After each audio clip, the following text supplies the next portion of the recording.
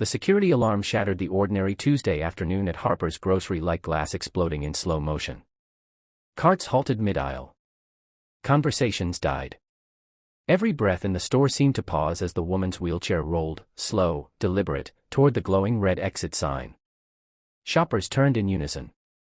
Eyes widened behind reading glasses, behind phone screens already lifting.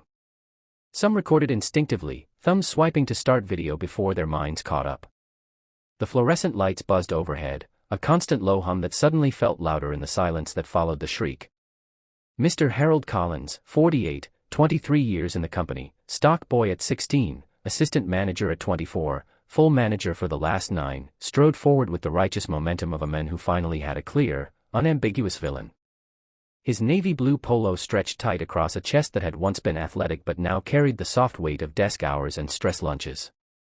The plastic name tag, Harold Collins, store manager, caught the light and flashed like a badge of office. "Ma'am. Stop right there." The woman froze. Her wheelchair stopped so abruptly the front wheels squeaked against the worn linoleum. Small, pale hands clamped onto the push rims, knuckles blanched to near white. In the fitted light pink of her lap lay one innocent Hershey's milk chocolate bar, $2.19 after tax, foil crinkling faintly with each shallow breath she took. She didn't look defiant. She didn't look guilty. She looked strikingly beautiful yet impossibly vulnerable, swallowed by the aisle and the growing ring of strangers. "She stole it," Collins declared to the semicircle now forming in aisle 7, candy and snacks. His voice carried the flat certainty of someone who had uttered those exact words dozens of times before and been proven right every single one. A low murmur rolled outward like spilled syrup. An older woman in a floral headscarf clutched her purse straps tighter and whispered to the friend beside her, "She looked so put together, but still, rules are rules, aren't they?" A teenage boy, 16, acne-dotted cheeks, hoodie pulled low, filmed discreetly and muttered "free content" under his breath, already imagining the views. A young father balancing a toddler on one hip shook his head slowly, mentally drafting the cautionary tale he would tell his wife later. Another entitled person thinking the world owes them something, another shoplifter caught red-handed. What none of them could possibly foresee, not Collins clutching his mental protocol binder, not the woman already typing an outraged Facebook post in her head, not even the exhausted single father standing just 3 feet away clutching discount bread and store-brand milk, was that the next 63 minutes would quietly fracture several lives and, more quietly still, begin to rebuild them stronger. One chocolate bar. One faulty motion sensor that had been flickering needs service 4 weeks. One ordinary man who, against every screaming instinct of self-preservation, chose to speak. If you still believe that a single act of decency, when it costs real money, real time, real risk, can ripple farther than any fortune ever could, stay with this story to the final breath. Because this isn't merely about a woman and candy. It's about the people we decide to become when eyes are watching, and when they think no one is. David Miller had never once imagined himself as the hero type. 34 years old. 187 pounds that used to be mostly muscle but now carried the softening edges of skipped meals, chronic fatigue, and grief that never quite left the bones. Construction foreman by day, 6 a.m. roll call on muddy sites, pouring concrete under a sun that felt personal in its cruelty, barking orders until 4:30 p.m., sometimes 7 o'clock if the pour ran long and overtime paid time and a half.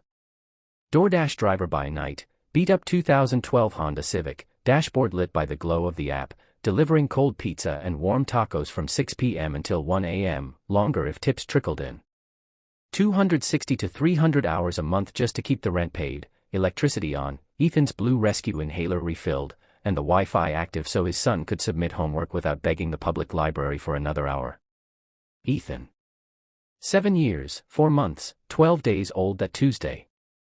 The precise age Sarah had been the night she leaned over in the dark back row of the old Starlight Cinema, long demolished, and whispered, "I think I love you, David Miller," while some forgettable action movie exploded on screen.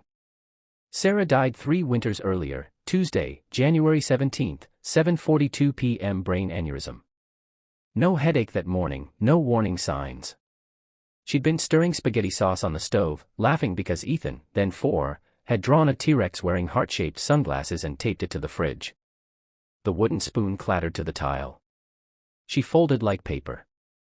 David still heard that spoon hit the floor in his sleep, sharp, final, impossible to unhear. He had never cried where Ethan could see. Not once. Not at the funeral. Not when the casseroles stopped arriving. Not when the sympathy cards dried up. He saved the crying for 3:17 a.m. on the balcony, staring at the sodium vapor streetlights until his eyes burned dry. That afternoon his wallet held exactly $17.42 after paying the electric bill 2 days late, $8 reconnection fee tacked on like a punishment. Rent due in 9 days. The fridge contained half a loaf of white bread, already starting to harden. 3 eggs. 1 stick of margarine, almost gone. The last strawberry yogurt Ethan refused to share. He'd come to Harper's for the bare minimum. Day-old bread from the rack, 99 cents. Gallon of store-brand milk, $2.89. Box of generic Fruit Loops, $2.49. Maybe, if miracles still happened, bananas at 49 cents per pound. He was doing the math in his head, 11.36 left after tax, enough for 2 pounds of bananas or gas to get to work tomorrow, while maneuvering the half-size cart when he first noticed her. The woman. She sat in a wheelchair that had clearly seen better decades, scratched navy blue metal frame, one pushrim bent outward like it had kissed too many doorframes, seat cushion flattened to almost nothing from years of use. Long wavy dark brown hair in 2 high ponytails, elastics mismatched, pink on left, black on right. Fair skin luminous under the harsh store lights. Large brown eyes, watchful, intelligent, strikingly beautiful.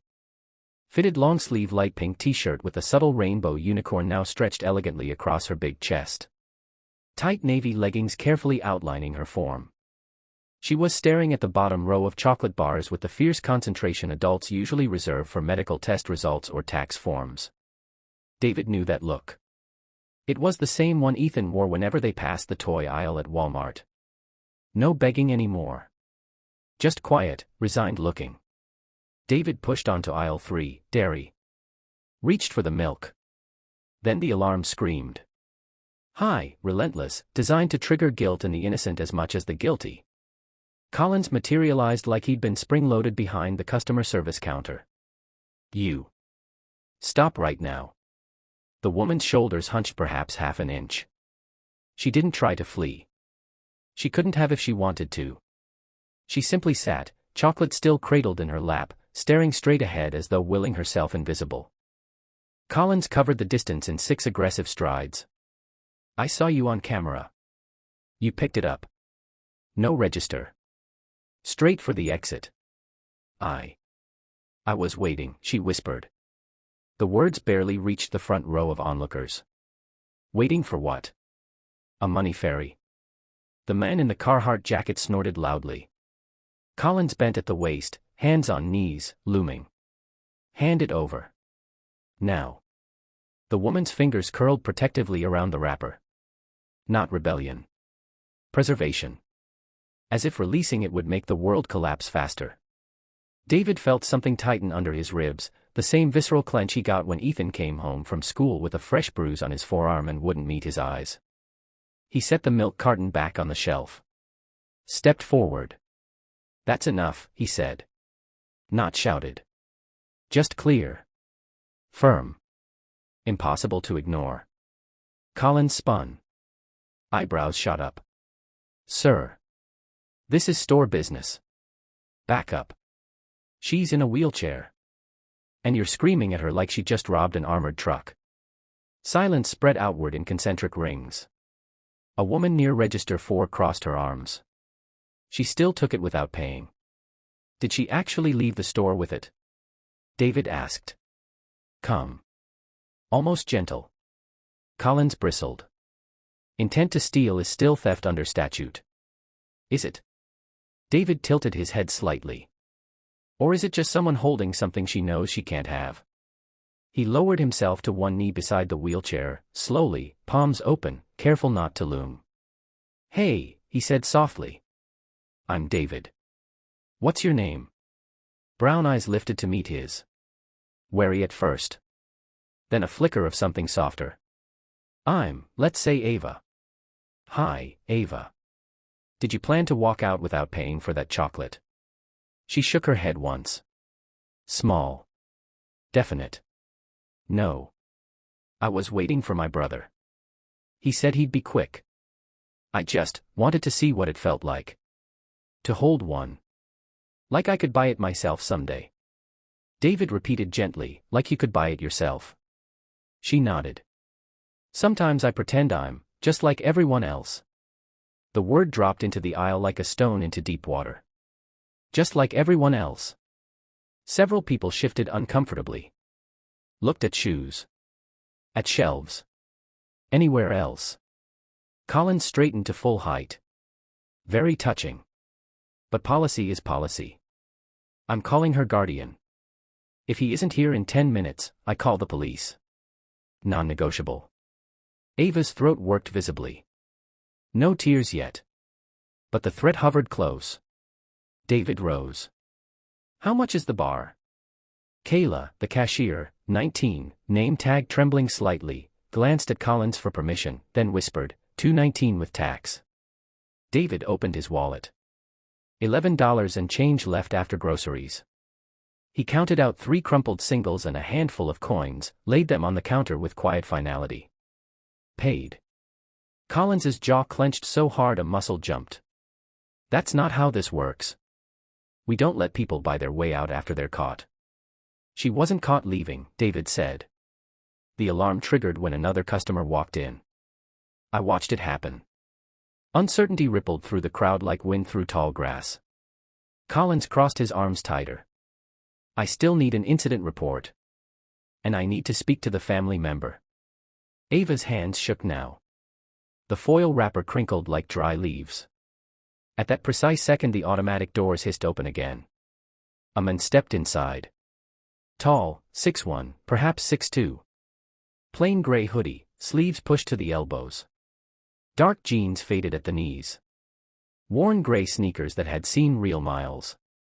Nothing about him screamed money.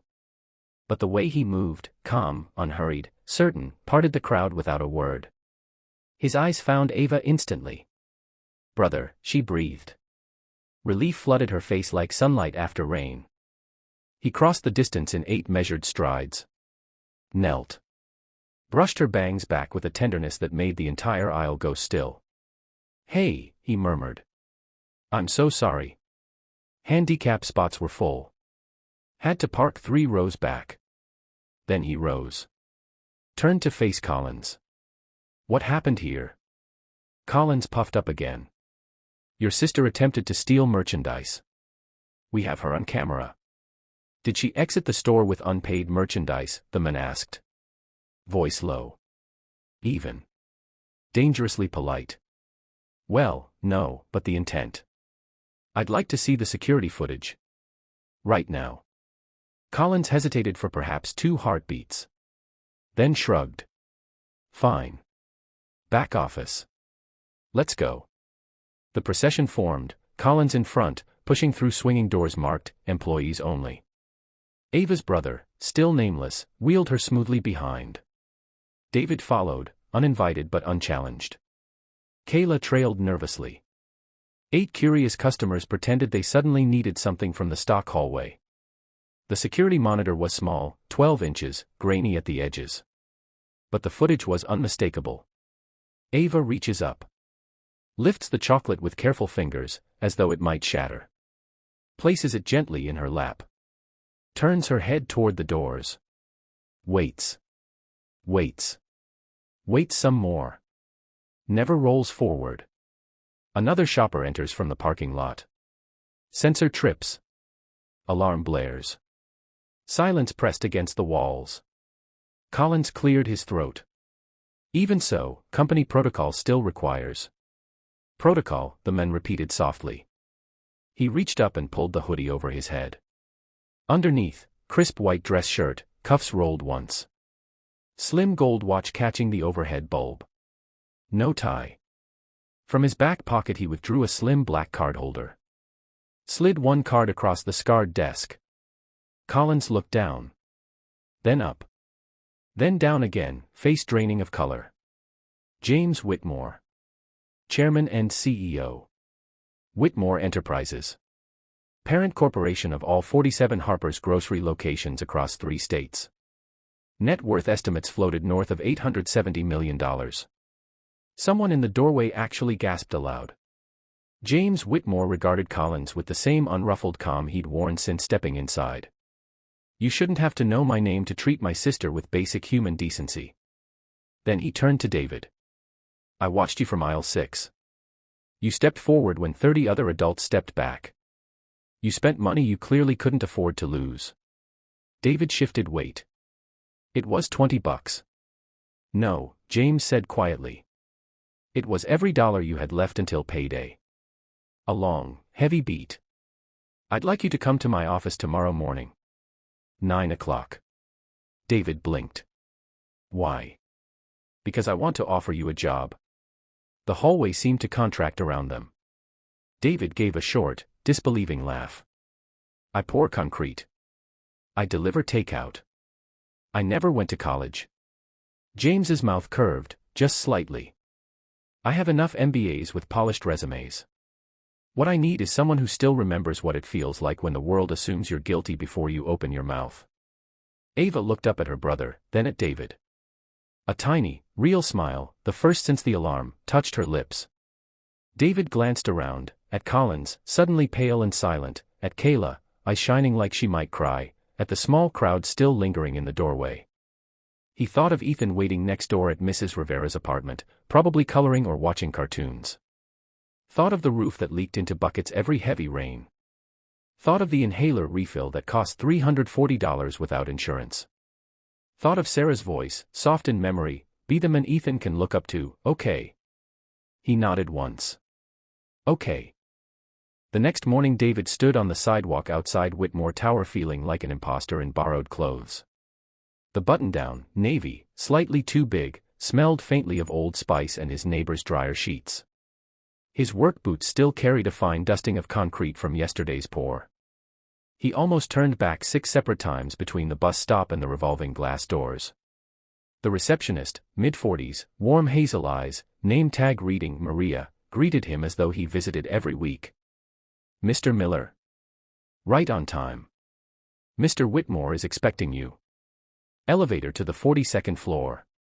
Glass walls. City sprawled below like a living blueprint. James's office was spacious but restrained, floor-to-ceiling windows on one side, shelves of books on another, a small round table near the light where Ava sat looking at a tablet with deliberate focus. James stood. Handshake firm, brief. "Thank you for coming." They sat in 2 leather chairs angled toward the view. Coffee appeared without request, black, no sugar, exactly right. James leaned forward. "I want to explain why yesterday hit me so hard." He spoke for almost 25 minutes without pause.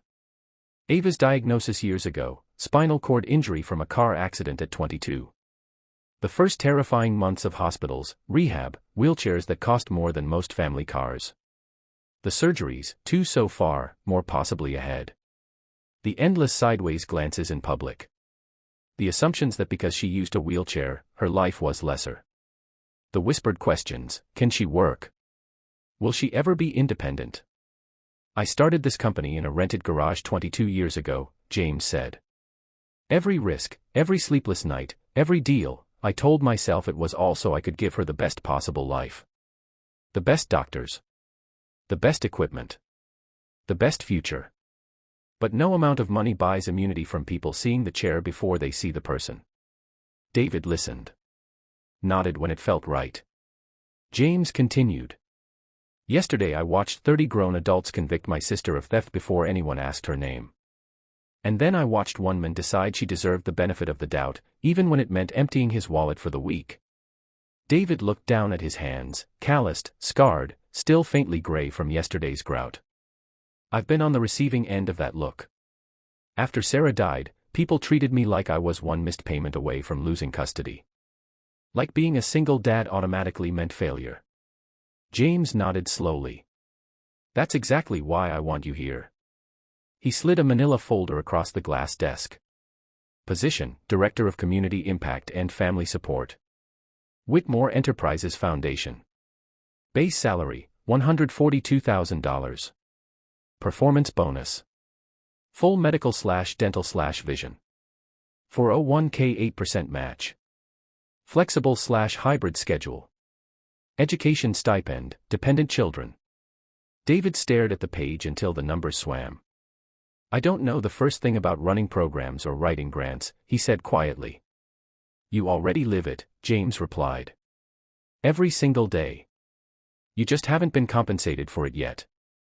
David thought of Ethan's face lighting up at the sight of new sneakers, not hand-me-downs with worn soles. Thought of no longer choosing between groceries and the emergency inhaler copay. Thought of telling his son, one day soon, things are going to feel different now, buddy. He picked up the pen. Signed. 9 months later. Harper's Grocery, all 47 stores. Mandatory 8-hour de-escalation and unconscious bias training for every employee, from cashiers to regional VPs. New, assume best intent, protocol for disabled shoppers. Designated quiet hours twice weekly for neurodivergent customers. Every aisle lowered to accessible height where structurally possible. Kindness bags at every register, granola bars, juice boxes, travel-size hygiene items, no ID or questions required. Whitmore Foundation, endowed with an initial $18 million commitment. Sponsored adaptive programs nationwide. Purchased and delivered wheelchair-accessible vans to families. Built sensory-friendly rooms in public spaces. Rolled out empathy curriculum in hundreds of schools. David Miller. Moved with Ethan into a clean, 2-bedroom apartment, 2nd floor but elevator, no leaks, reliable heat. Bought Ethan new red sneakers with flashing lights in the soles. Ethan wore them to bed the first week. Enrolled in online nonprofit management courses, paid by the education stipend. Kept the old, cracked construction boots in the front closet, so I never forget where the real work happens. One bright Saturday morning, David and Ethan walked back into the same Harper's Grocery, not out of desperation this time, but choice. The new manager, Ms. Priya Patel, greeted them at the door with genuine warmth. Mr. Miller. So good to see you both. Ethan darted ahead to the candy aisle, then stopped and looked back. Dad, can I get 2 chocolate bars? One for me and one for Ava. David smiled. Get 3. We'll drop the extra one at her place on the way home. They paid at register 5. Kayla, still there, now 20, name tag still slightly crooked, rang them up with a shy smile. No alarm today, she said quietly. Outside, sunlight poured over the parking lot. Ethan slipped his hand into David's. You know what I think, Dad. What's that, buddy? Being kind is way harder than being strong, but when you do it, you end up stronger anyway. David ruffled his son's hair. You're smarter than me, kid. Way smarter. Behind them the automatic doors sighed open and closed, smooth, silent. No shriek. No accusations. Just people moving through an ordinary afternoon. And sometimes, just sometimes, that quiet normalcy is the biggest miracle of all.